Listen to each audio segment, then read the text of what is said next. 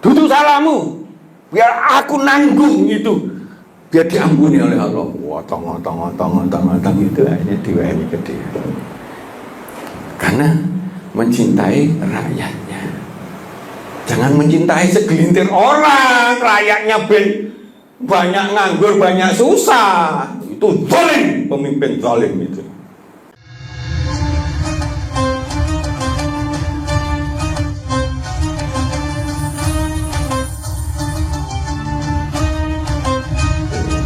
Alhamdulillahirrabbilalamin. Senang sekali saya Ika Tamara Dewi dapat kembali hadir membersamai pemirsa Lingkar TV dalam acara Manajemen Islam.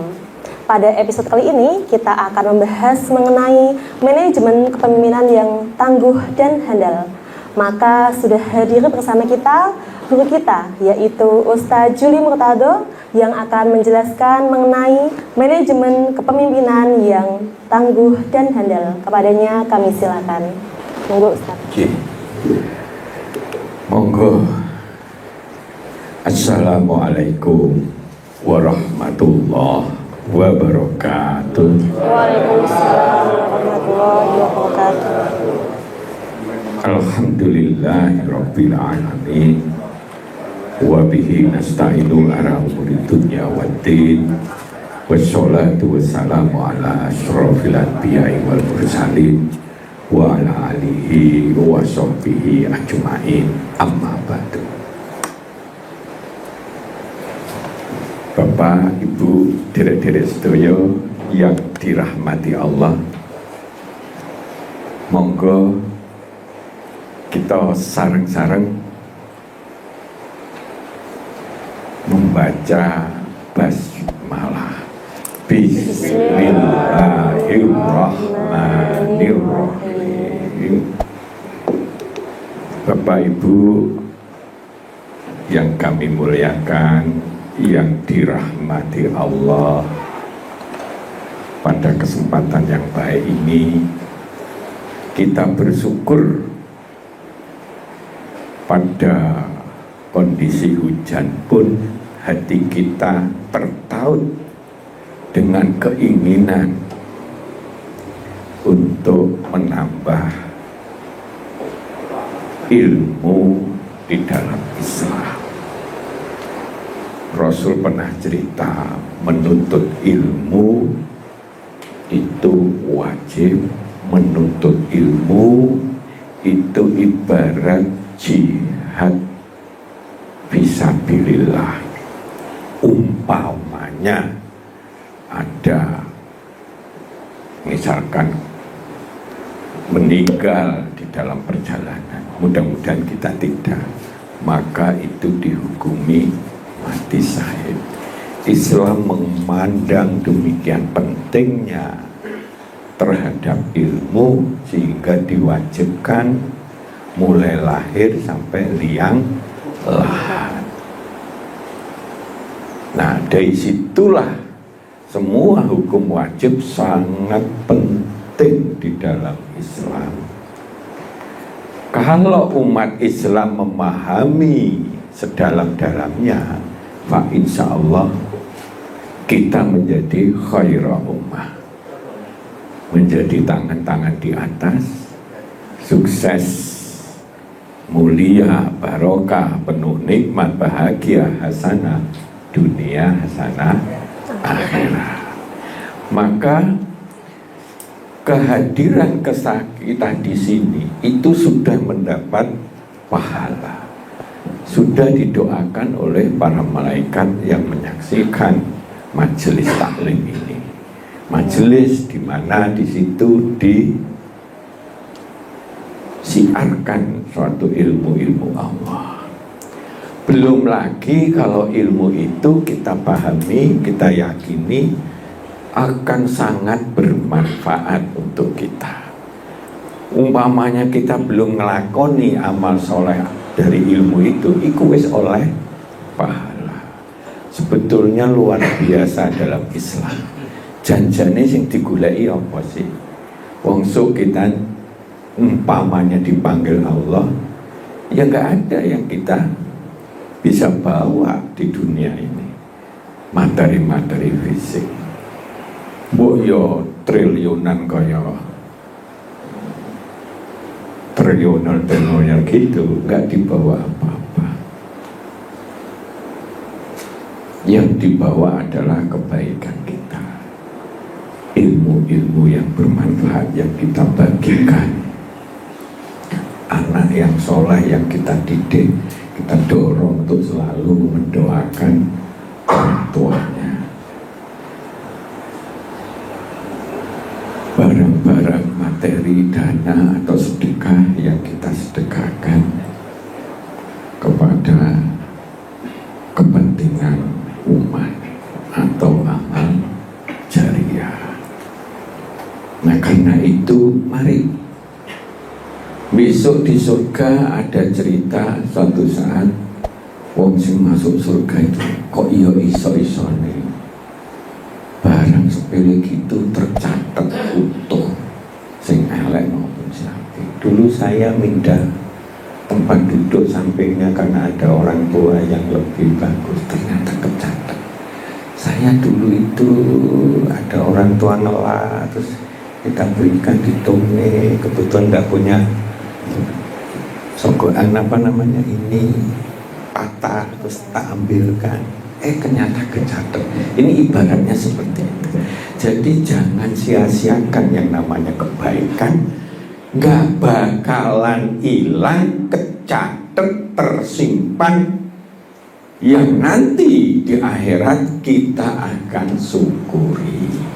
Nek api, nek elek kita sesali. Ya mudah-mudahan yang kita tumpuk-tumpuk itu datang ke sini ini ngelonggarne, ada apa geser sidik kecepet dan sebagainya. Kalau misalnya ada di bis itu netes air kesana wong wedok itu, ya sudah pindah aja, kita ngalahi terus kita tutup dan sebagainya. Yang kecil-kecil itu mulai kita sadari bahwa itu kecatat, karena yang nyatat malaikat yang gak pernah tidur. Dan semuanya nanti gitu. Barang siapa nanti buku yang kita berikan itu dari tangan kanan, bersyukurlah.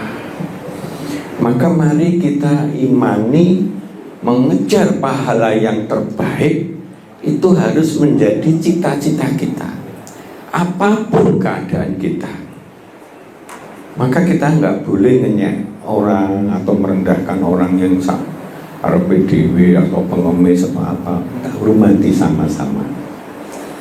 Jadi seperti itu. Maka kenapa kita lakukan pendalaman dari manajemen kepemimpinan yang dulu pernah disampaikan? Ini pendalaman. Karena setiap orang itu pemimpin. Tapi kalau kepemimpinannya lemah, nggak kuat, maka hasil karya kepemimpinan itu lemah juga. Maka kalau pemimpin yang memang dia itu ahlinya, maka akan terbentuk perubahan-perubahan yang baik. Tapi kalau segala sesuatu diserahkan kepada pemimpin yang bukan ahlinya, tunggulah kehancurannya. Dan jangan lupa pemimpin itu kita termasuk pemimpin paling tidak diri sendiri. Artinya kalau kita tidak memiliki kemampuan memimpin yang baik pada diri kita, ibarat kita ini enggak ahlinya memimpin diri kita. Padha karo misalnya pemimpin bukan ahlinya memimpin negara, misalkan gitu ya. Maka ya kehidupan kita jadi enggak berkualitas. Itu, maka kita melihatnya pemimpin itu bukan dari sananya. Ya. Yang mudah-mudahan pemimpin yang baru kita ini punya kemampuan, diberi kekuatan, diberikan keselamatan untuk melakukan perubahan. Nah, pemimpin sebelumnya meluluh lantakan tantangan-tantangan yang ada menurut pandangan saya. Ya boleh orang nggak setuju, tapi menurut saya merusak. Yang kita dapatkan adalah contoh pencitraan, contoh yang ngomong bohong, contoh begitu, contoh yang begitu luar biasanya merusak tatanan kita. Maka mudah-mudahan ke depan kita mendapat pemimpin yang baik, yang handal. Kalau tidak, maka tunggulah kehancurannya. Jadi itu. Nah, ini penting. Maka materi leadership atau kepemimpinan itu bisa dipecah-pecah sampai puluhan tingkat. Kenapa? Karena dari pemimpin itulah kita bisa melihat. Rumahnya jorok misalnya gitu, anaknya nggak ngaji dibiarin. Ya iya, karena dia kualitasnya seperti itu, nggak punya visi untuk bina anak ben ngaji, bina anak ben nang masjid, ngajarin ngaji, ngajarin untuk sedekah kalau tidak ada wong mes dan sebagainya. Karena kalau nggak ada itu ya berbana. Apalagi kalau pola pikirnya anakku wayu. Nah, kejadian di Surabaya Pak, bengi malam minggu itu sing ngapeli ganti-ganti, ono sing pakai Mercy, ono sing pakai Alfa, misalkan gitu. Enggak tahunya terjadi celaka, terpaksa dia harus.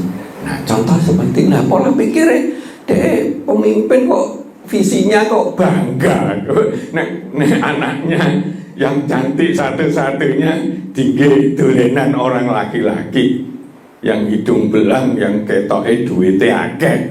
Lah kan cilaka dah. Iya kan, akhirnya membiarkan itu, malah cerita nang tangga. Ya anakku luar biasa ngawur gitu. Nah ini contoh ya, contoh. Maka pada kesempatan yuk kita belajar. Nah iso ya tidak dapat pahala kita ngumpul di sini. Ya ilmunya diambil lah, karena kita juga dari berbagai pengalaman, dari berbagai buku, dalam diskusi-diskusi, akhirnya kita setidaknya dalam 1 jam itu ingin memberikan sesuatu yang mudah-mudahan ada manfaatnya.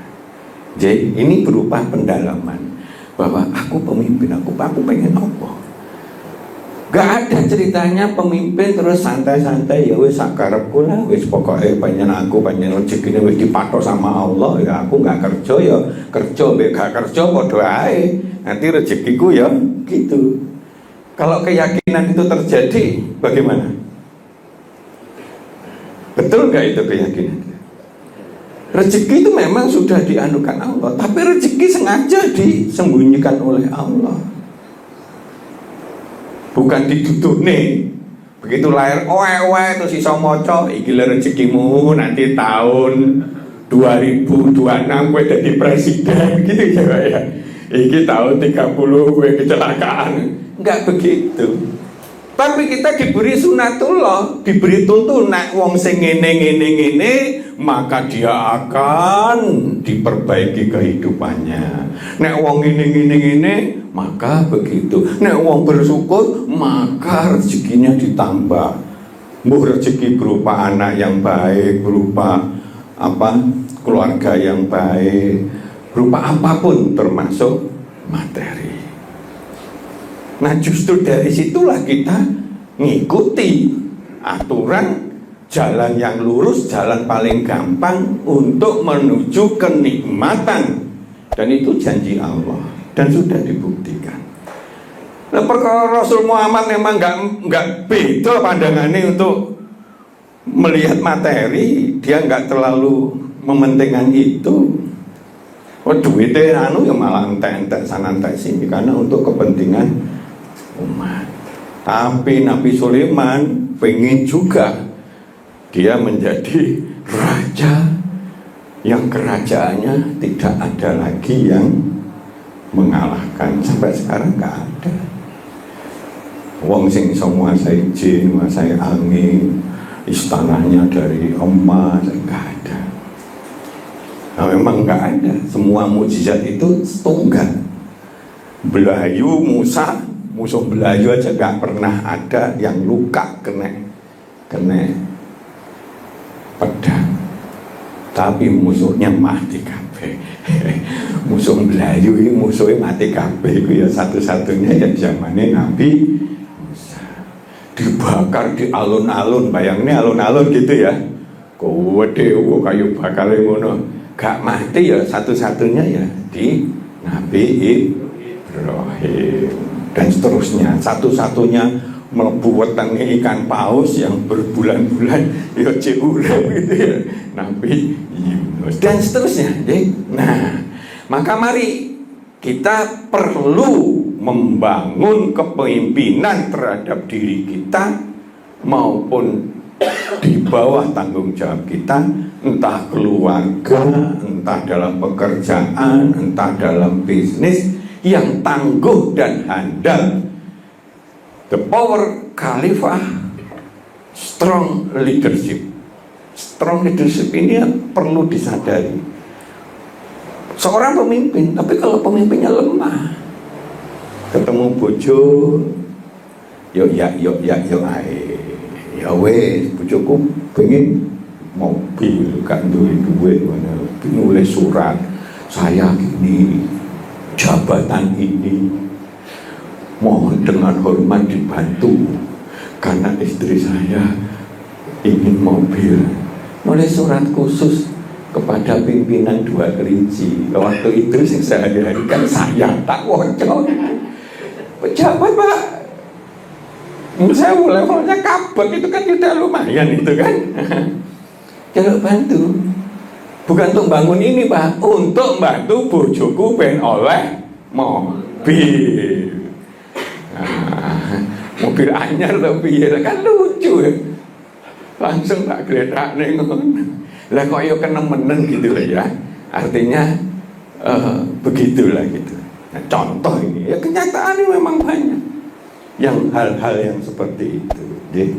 Nah, karena itu ayolah, ini kunci powerful luar biasa yang tangguh dan untuk mempengaruhi diri kita maupun orang lain atau bawahan kita dalam meraih kesuksesan cita-cita terbaik yang kita inginkan, yang kita harapkan. Maka pemimpin yang kuat pasti punya visi yang kuat. Ada suatu cita-cita, angan-angan, pikiran, aku pengen bangun keluarga sing sakinah mawaddah warahmah, aku pengen begini, aku pengen begini, dan seterusnya dan seterusnya.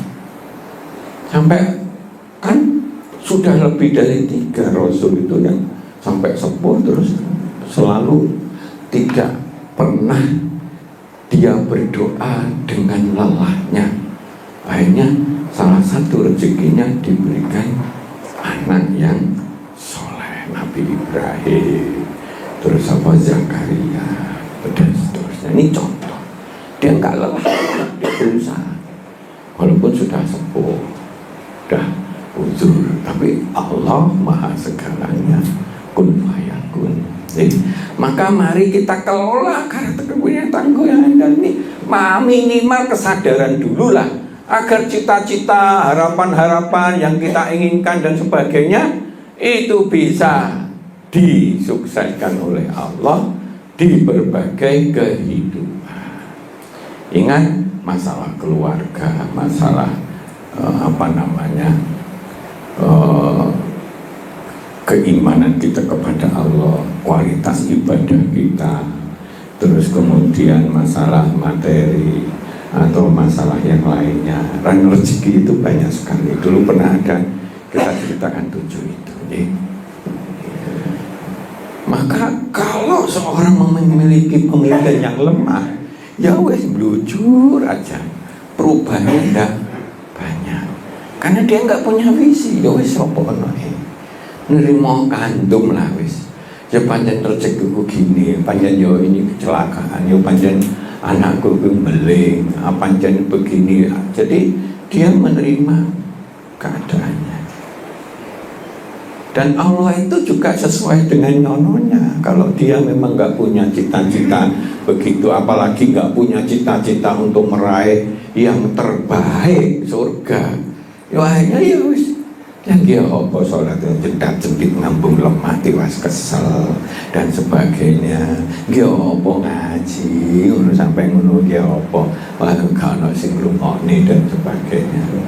Tapi kalau kita yakin bahwa kita didampingi malaikat dan semuanya konsekuensinya adalah di akhirat kelak akan dipertanggungjawabkan, ayo kita step by step catat itu, wes nggak usah sepuh, nggak usah catat. Aku sih masih pengen ngene catat ini, pengen aku khatam Quran. Kalau kemarin setahun 2 kali, ya saya minimal 4 kali. Kalau saya belum pernah terjemahan, aduh gitu. Kalau belum, jarang sekali saya ke masjid. Tak cobalah. Kalau nggak betul-betul budur gitu, saya tetap ke masjid, gue payungan, gue paksa. Nah, wis kulino ini yang memaksa kita.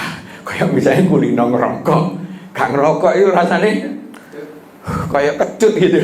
Ini ngerasa kalau udah kulino itu yang seakan-akan mendorong kita. Nek kulinone apik, alhamdulillah. Nek kulinone elek, kacau kan?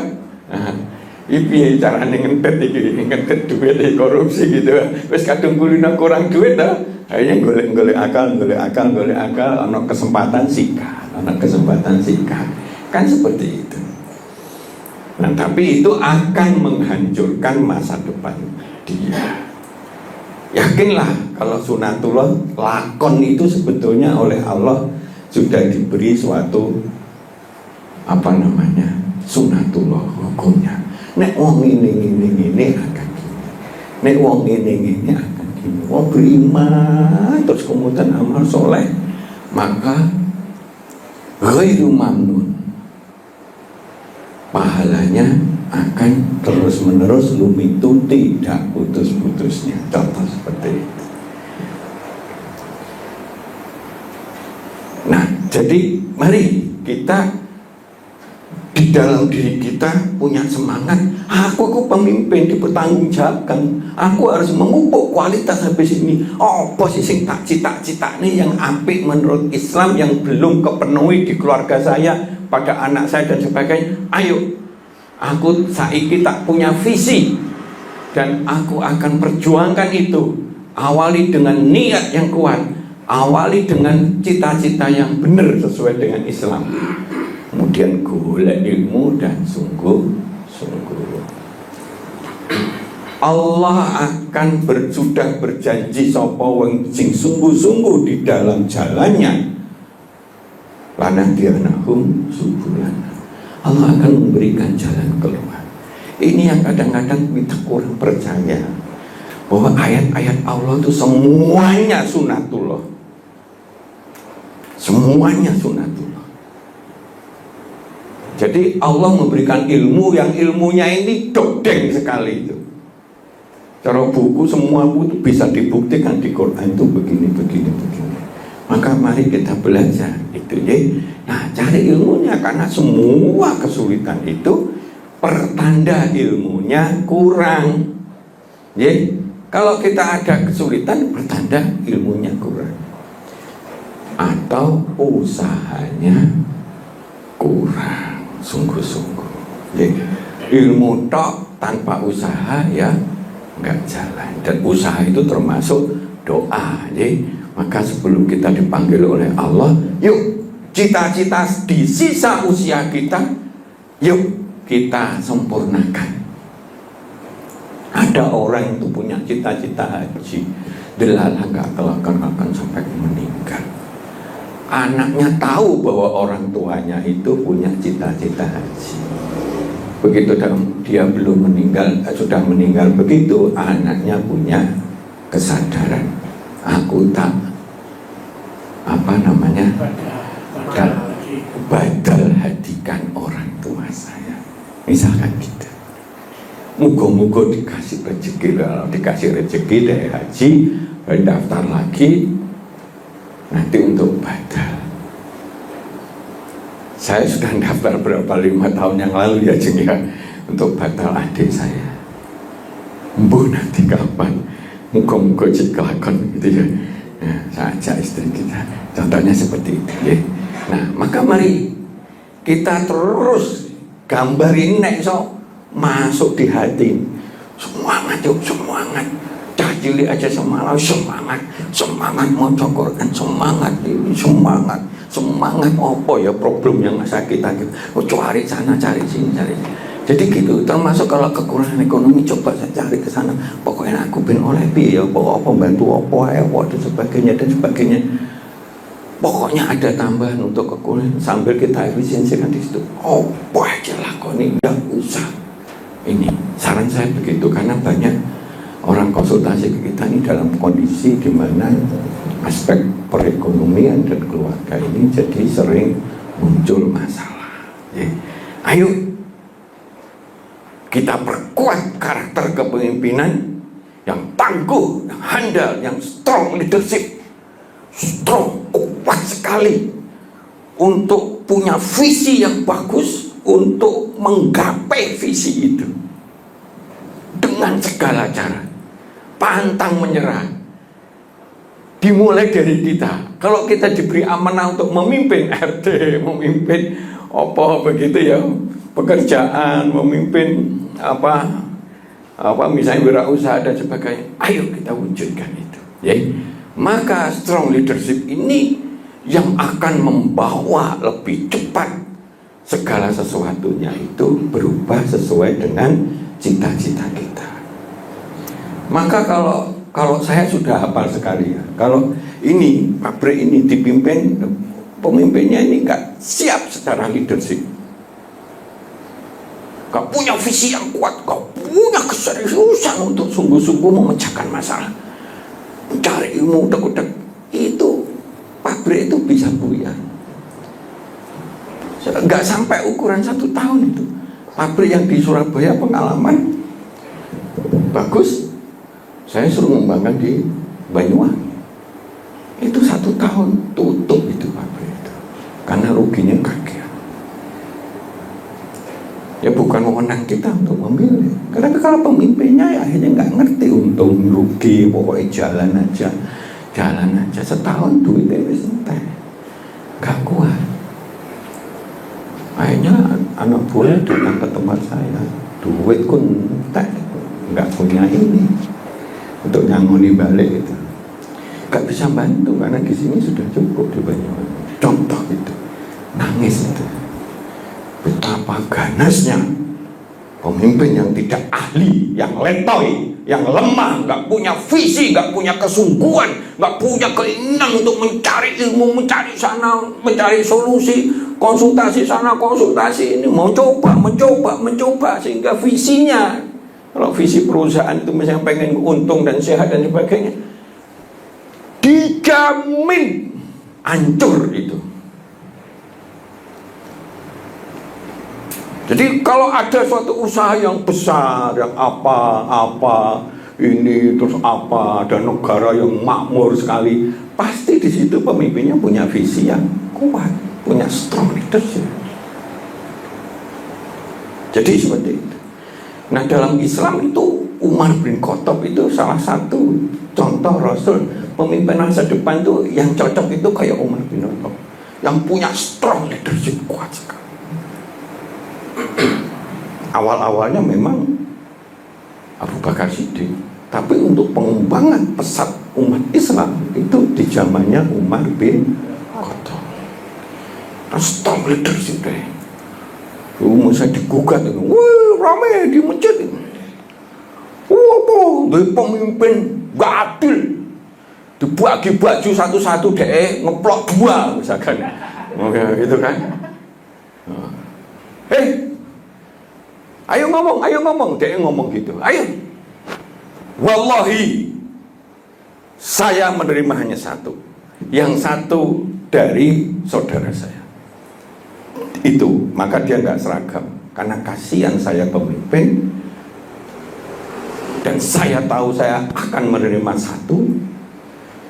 Tubuh saya gede, dia kasihan. memberikan kepada saya. Itu saksinya, boleh ngomong. Ayo ngomong. Ya memang, maka saya nggak punya baju di rumah, nggak ada itu. Boleh nanti habis ini datang ke sana, karena saya berikan kepada saudara saya. Nah, dia pemimpin rasanya nggak pantas kok pakai baju kok nggak utuh gitu ya, ngapret nggak karu-karuan misalnya kayak gitu. Maka ya tadi ngeyel, pemimpin nggak adil, langsung cek, mana ijazah palsu gitu ya. Ini loh, ayo datang ke sini kuabe profesor-profesor ini. Oh ya bener, menang cek itu langsung. Jadi kalau ada begitu ya. Nah, kalau digantung-gantung akhirnya jadi macam-macam yang tidak baik ya. Maka setiap kalian adalah pemimpin. Ya. Di dalam hadis ya ini. Ya kullukum ra'in. Pemimpin, ra'is, pemimpin. Jadi bagaimana? Nah, salah satu ciri khas pemimpin yang benar itu pemimpinnya saking dia banyak berbuat baik, banyak berkorban, maka dia dicintai oleh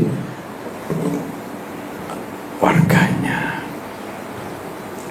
dan dia mencintai warganya. Maka begitu Umar bin Khattab keliling-keliling turba gitu, ana wong tua anake tidur nglayek, ngotak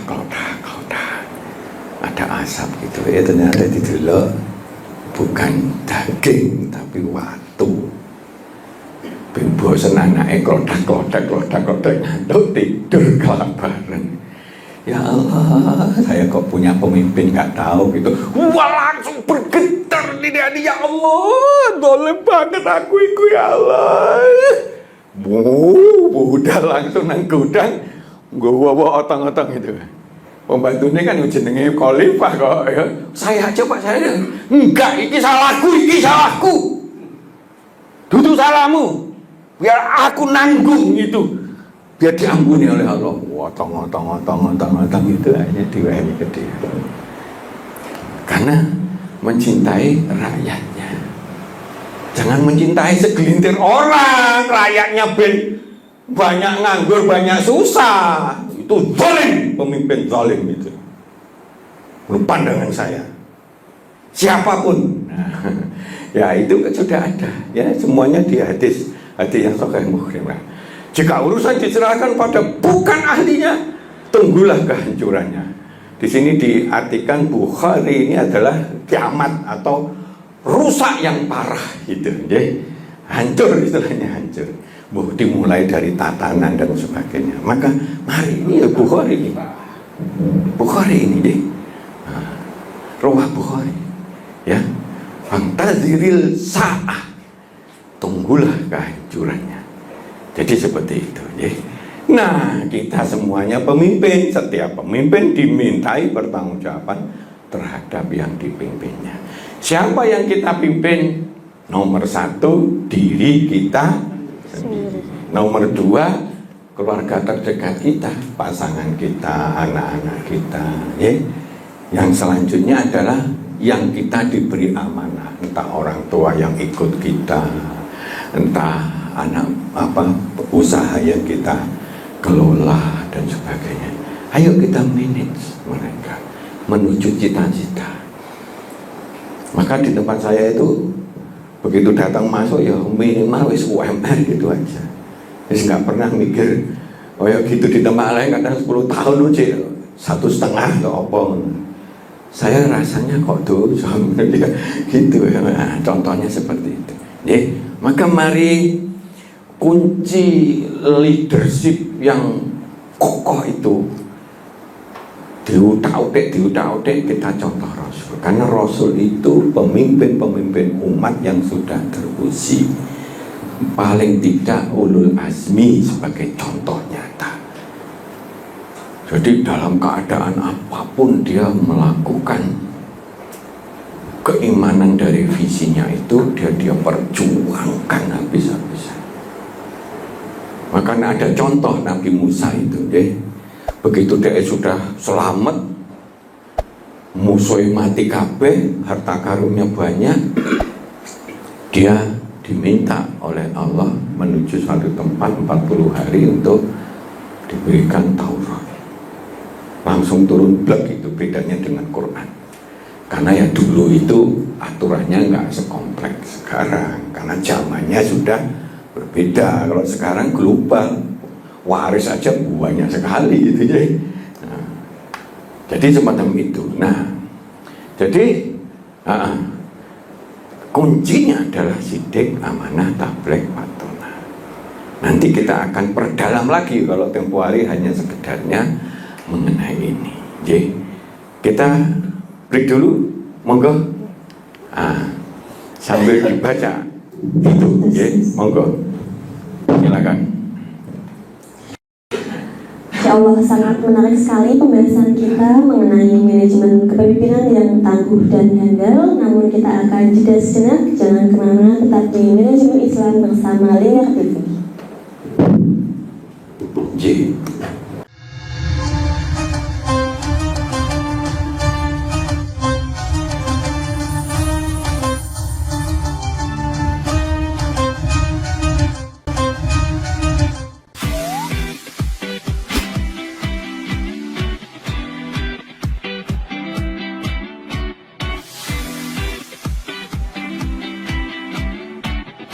Kafah Mart Muslim Store Pati, toko perlengkapan haji dan umroh terkomplit dan berkualitas sekarisidenan Pati. Permisi Mbak. Monggo, Assalamualaikum. Selamat datang di Kafah Mart Mbak. Ada yang bisa saya bantu? Nah ini Mbak, kebetulan aku mau cari perlengkapan umroh dan juga oleh-oleh umroh ada? Ada Mbak, di sini semua perlengkapan oleh-olehnya sudah lengkap Mbak. Mari saya antar. Oke. Mau cari perlengkapan haji dan umroh? Ada. Mau cari mukena dan sajadah? Ada dong pastinya. Atau mau cari oleh-oleh haji dan umroh? Juga ada. Perlengkapan dan busana muslim pun ada juga loh. Komplit banget kan?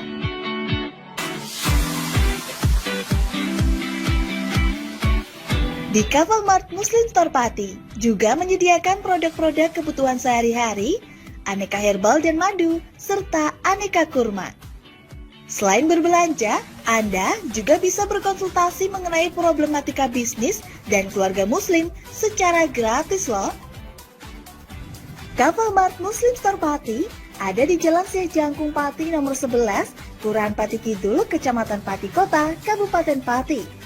Buka setiap hari mulai dari jam 7.30 pagi sampai dengan jam 9 malam. Sekarang, gak perlu bingung lagi. Datang dan pilih sendiri sesuai kebutuhanmu. Kafah Mart Muslim Store Pati, belanja puas, pasti berkah. Monggo Mbak. Terima kasih telah belanja di Kafah Mart. Semoga berkah ya Mbak.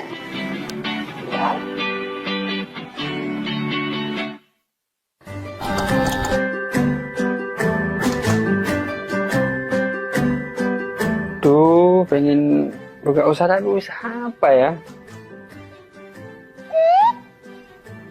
Oh iya ya, kenapa nggak jualan kurma aja? Wah, cocok nih.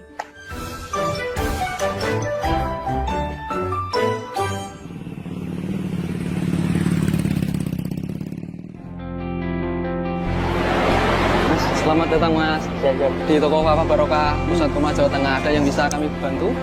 Jadi gini Mas, saya pengen buka usaha kurma. Iya. Saya boleh lihat produk-produknya? Monggo Mas, silakan. Siap. Bisa.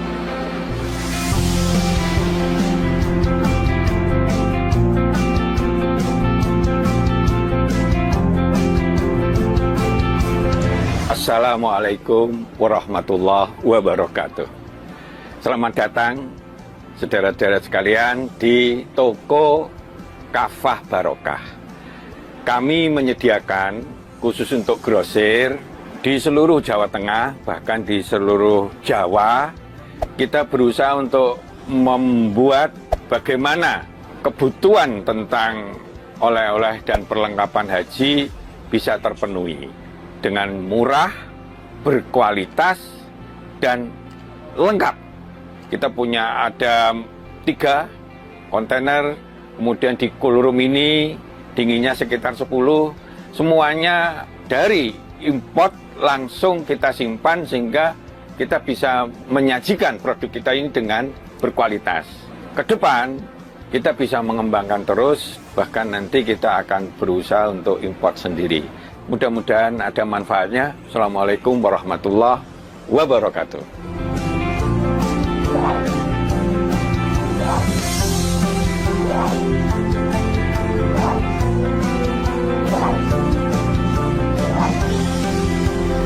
Toko Kafah Barokah menyediakan kurma dari seluruh dunia.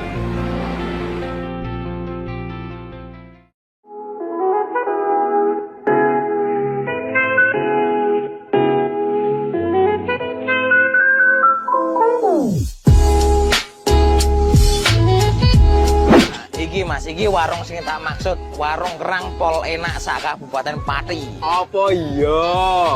Iya, iki lho, bojoku ku ra doyan mangan ngantek kurune ngene. Nah mangane ngene ku ra gelem mandeg. Ayo jajal yo. Oke. Yo. Warung Kerang WK Kaliampo, surganya penggemar seafood. Lokasi luas, full musik, free wifi. Selain seafood, menu lain juga ada loh, super komplit. Nah, buat kamu yang bingung mau kulineran kemana, ke Warung Kerang WK Kaliampo saja. Persisnya di Perum Taman Mutiara Persada, Desa Wongorejo RT 3 RW 1 Margorejo Pati. Warung kerang WK Kaliampo rasane top markotop.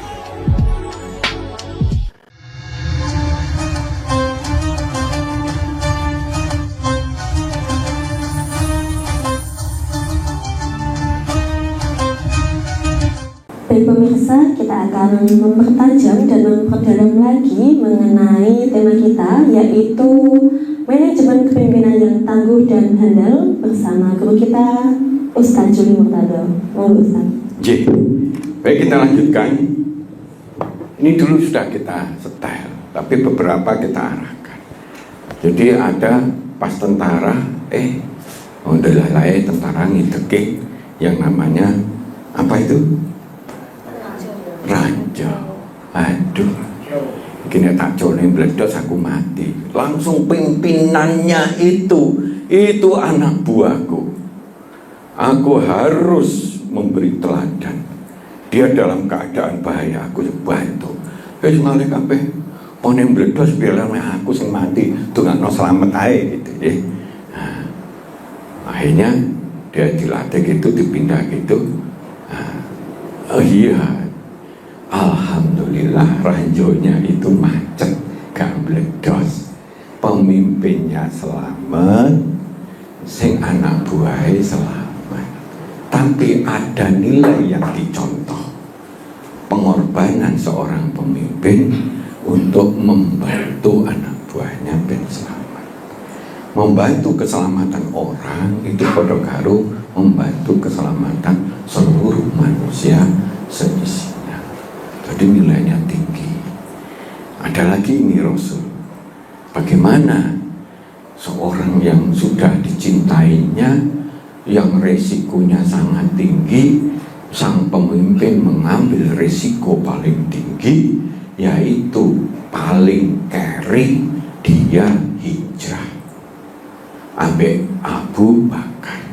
Yang lain hijrah pating blasur, ketoke dagang, gak ana wong sing ngerti. Padahal dia niate hijrah tapi mungkin gawa dagangan ben gak dibunuh sama orang Mekah. Bareng Rasul kan diinjek-injek dong. Akhirnya dia ngeri sama Abu Bakar Siddiq. Dibantu oleh makhluk Allah, ada inspirasi masuk gua. Begitu dia masuk gua, langsung pasukan Allah berupa laba-laba, lubang itu dipenuhi laba-laba. Terus sebelahnya ini moro-moro ada burung nempel sebelahnya lagi ngedok, nengkrem itu. Sehingga begitu dikejar-kejar, ya, karena pemimpin kan harus berisiko paling tinggi dong. Oh nggak mungkin iki, nek ana wong kan ya laba-labane ucul ya toh. Nggak mungkin. Apalagi ada burung, akhirnya nggak jadi. Selamatlah Rasulullah. Nah karena dia carry, yang lain sudah di Medina, ditolong oleh orang Madinah, ditunggu-tunggu ya. Nah, gitu. kita lihat. Tunggu, ya. Akhirnya begitu Rasul datang, begitu dicintainya Rasul itu disambut dengan luar biasa. Dan itu bukan etok-etokan, kowe tak bayar ya. Kowe nanti seneng nyambut kowe tak bayar, gak ngono, Pak. Hah? Semua yang sudah itu kecuali wong sing munafik iki. Delok Rasul selamat disambut ngono iki ditenono ya. Nek wong munafik nang ndi yang ngono kuwi, nggih. Artinya dengki, iri dengki gitu loh. Pemimpin yang dicintai itu sebagai tanda dia punya strong leadership. Dan akhirnya Rasul sampai sekarang walaupun sudah nggak ketemu kita, tapi kita tetap taat kepada Rasul yang berjuang habis-habisan 13 tahun dikuyo-kuyo. Paling semelo hanya puluhan orang saja. Akhirnya diberi lanah dia nahum sebulana hijrah.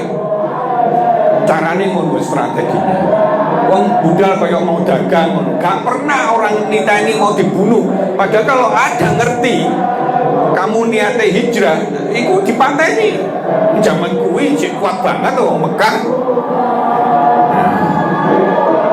Setelah di sana sekian tahun pesat sekali. Akhirnya terjadilah Fatkul Mekah. Ribuan umat muslim datang ke Mekah tanpa ada darah yang keluar. Orang Mekah tunduk total, termasuk musuh-musuhnya, dengan cara yang bijaksana sekali. Itulah pemimpin. Nah maka ayolah kita jadi pemimpin yang begitu. Gak begitu. Jadi seperti itu. Nah maka mari kita coba.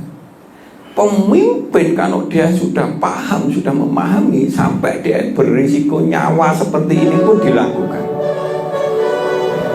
Karena dia pemimpin, guru. Pada waktu ekspedisi delalah ada kecelakaan, gak ono sing punya keinginan kecelakaan.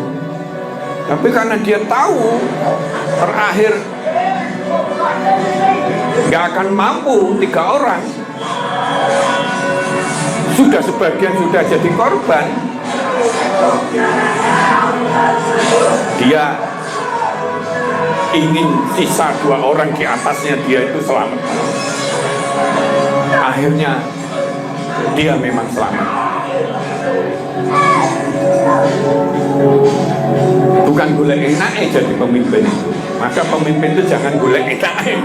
Korupsi sakarepe dhewe, ngakal-ngakali sakarepe dhewe. Itulah pemimpin busuk gitu ya. Pemimpin busuk.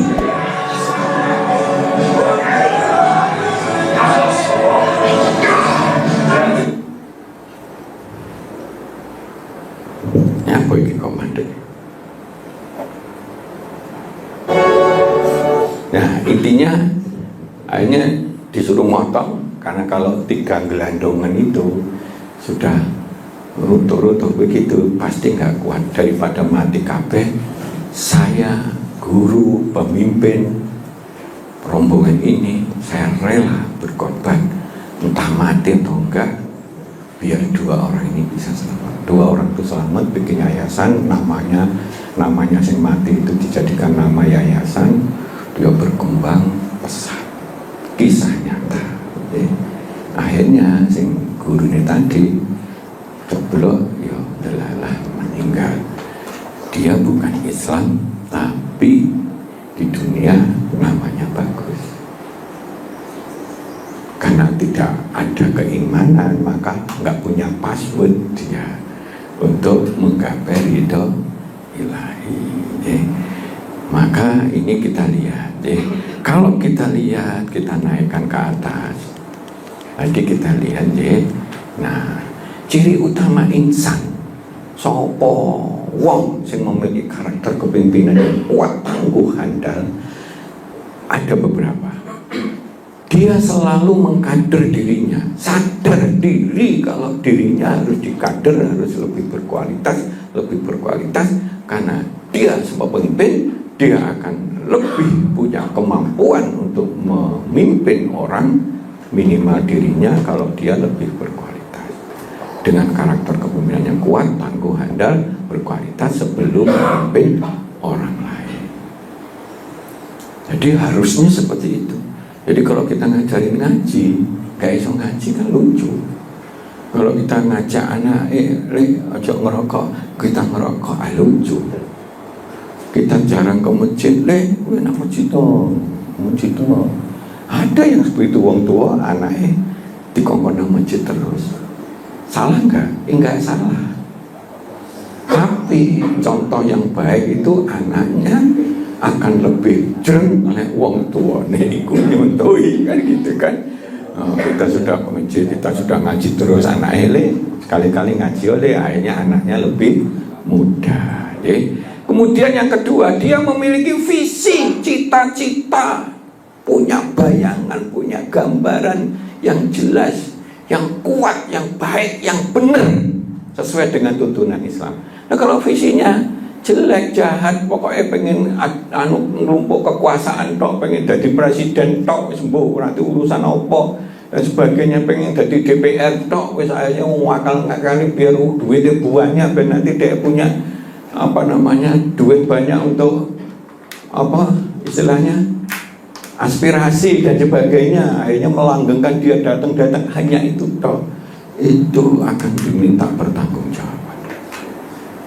Ojo muni dunia tok sing dikejar bae dadi DPR terus, itu jangan. Dia bermanfaat, kalau bermanfaatnya duitnya duitnya rakyat dan aspirasi, ya itu enggak gaduh menurut saya. Jadi, enggak disetujui nilainya, nanti eksekutif enggak akan disetujui laporannya. Wah, kacau kan.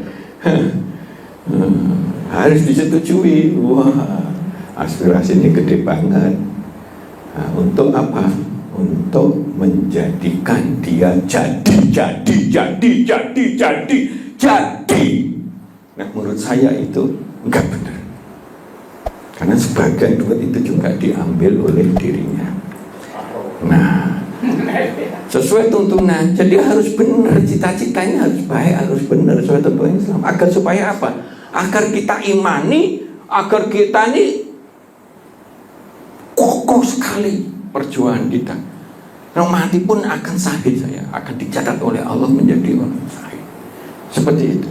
Jadi, nah, memiliki niat, harus punya cita-cita, punya niat azam yang kuat, kemauan yang kuat ingin mewujudkan cita-cita di atas, dengan penuh kesungguhan, jihad fisabilillah, penuh kesabaran, dengan memberdayakan semua hal yang terkait secara totalitas dan menyeluruh, gak satu-satu, tanpa kenal lelah, pantang menyerah sepenuh jiwa dan raga sampai apa yang dicita-citakan dapat terwujud dengan sukses.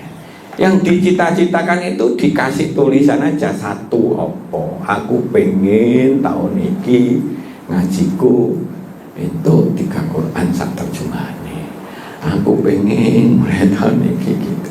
Aku pengen anak saya bisa terlatih ini dan seterusnya, bisa lulus, bisa nyekolah ini dan seterusnya. Itu dimasukkan tiap tahun menjadi suatu rangkaian, hingga kita akan terwujud sesuai dengan pantang menyerah tanpa kenal lelah. Ya itulah yang namanya jihad fisabilillah. Terus kemudian jangan lupa di dalam setiap kita berada itu pasti berhubungan dengan manusia, paling tidak anak buah kita.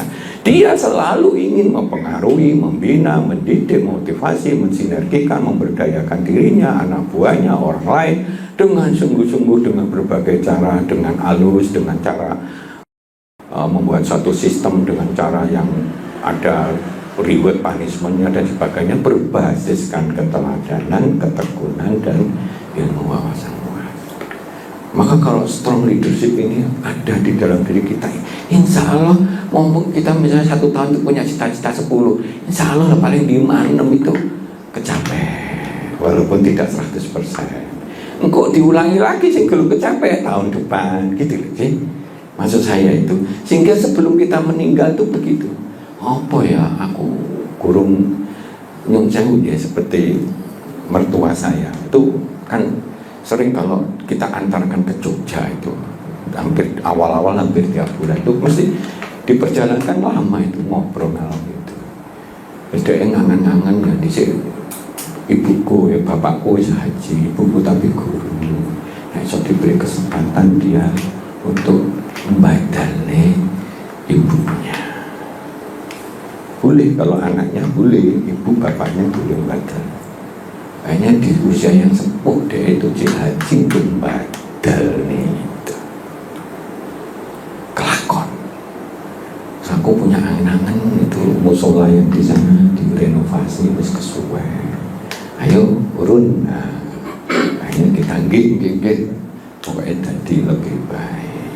Jadi hal-hal gitu sebelum dipanggil oleh Allah, sebab begitu diambil gitu ya wis, kita nggak ada yang dibawa ke sana kecuali yang tadi kita ilmu yang bermanfaat, anak yang mendoakan, terus amal jariah ya. Jadi itu maka manfaat kekuatan kepemimpinan apalagi tangguh, makin tangguh maka makin powerful, cita-citanya kecapai gitu. Sampai mengantarkan anaknya lulus, mengantar ini bisa bagus, orangnya agamanya bagus. Nah, bagaimana itu? Nah, persoalan-persoalan kadang kita bantu, mungkin bukan kita saudara yang jauh ya. Kunci power yang dasar mempengaruhi diri dan orang lain mewujudkan kesuksesan terbaik sesuai yang kita citakan, menjadi sumber kekuatan yang mendorong, menyuburkan segala perbaikan kehidupan dia, anak dia, keluarga dia, orang lain yang dibawanya dalam kemaslahatan kebajikan yang rahmatan. Kemudian manfaatnya memiliki kredibilitas tinggi. Pemimpin yang strong leadership itu kredibilitasnya pasti tinggi. Itu karena dia pemberi teladan, memberi contoh, membuat visi begini, bagaimana caranya kampung kita ini begini, bagaimana ada orang yang dulu misalkan lagi susah duit gitu ya, akhirnya kita kasih gitu sampai sekarang nggak hilang itu dana kematian itu loh, malah kita tambahi menjadi 2 kali lipatnya itu kan. Pada waktu kematian ada yang memang nggak mampu kayak gitu, ternyata nggak hilang, dan kita kalau hilang pun juga nggak masalah gitu. Niatnya sudah baik, ternyata dijaga oleh situasi dan kondisi yang ada. Kredibilitas tinggi, dimuliakan, dipercaya, disayangi oleh Allah dan makhluk Allah termasuk manusia sebagai pejuang kemaslahatan. Kredibilitasnya sangat tinggi itu. Nah, gelem kita nerima jadi apa pengurus apa mau 10 20 itu. Nah, kita gelem gitu aja ya akhirnya didadekne wong golek pengurus iku ya angel. Contohnya seperti itu. Nggih. Nah, dimudahkan, ditolong meraih kesuksesan, kemuliaan, kesejahteraan, dimudahkan, ditolong oleh siapa? Oleh Sang Maha Penolong, Sang Maha segalanya. Kemudian leadership yang kuat, selalu pikirannya cair, selalu dia bergerak, selalu golek ilmu, selalu ada masalah dia mencari ilmunya dan sebagainya, sehingga fisiknya bisa lebih sehat, hatinya lebih bagus, pikirannya lebih bagus, kehidupannya bisa lebih bagus, karena dia dipimpin oleh kepemimpinannya yang kuat, minimal memimpin diri kita sendiri. Harus dipaksakan, pengalaman saya begitu. Dipaksakan aku itu. Nah, ngaji gak mari-mari, udahlah dino iki tanggal iki kudu juz 1, juz 2 gitu. Telat ya wis kita rotok ngotot dan sebagainya. Ya, akhirnya bisa, Pak. Katam itu bisa. Nek gak dipaksakan, gelender setan masuk. Oh ya wis ngapain sholat tahajud capek-capek, ngapain digodok ambek setan dan sebagainya. Akhirnya kita santai, kualitas kita tidak meningkat, mendapat ampunan, rahmat, dan menjadi ahli surga. Kalau tadi di atasnya sidik bener cecek harus dikuatkan. Pokoknya kalau nggak bener, nggak ini, nggak usah lah gitu. Ya kemarin kok masalah pajak sekarang kan memang repot ya. Tapi saya kalau konsultan kebanyakan itu ngajarin untuk nipu.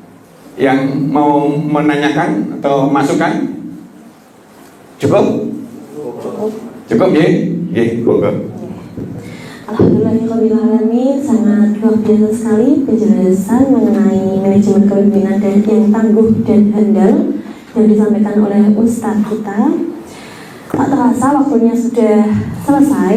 Nah, ada yang saya catat tadi dari banyak sekali penjelasannya, yaitu tentang strong leadership atau kepemimpinan yang kuat. Nah, kepemimpinan yang kuat ini adalah kunci yang tangguh dan handal untuk memengaruhi diri dan orang lain menuju kesuksesan yang kita cita-citakan. Nah, insya Allah di episode selanjutnya kita akan membahas mengenai tema-tema yang akan meningkatkan keimanan dan ketakwaan kita selanjutnya. Nah, saya Ika Tamara Dewi mewakili kerabat kerja yang bertugas pamit undur diri. Wassalamualaikum warahmatullahi wabarakatuh. Waalaikumsalam.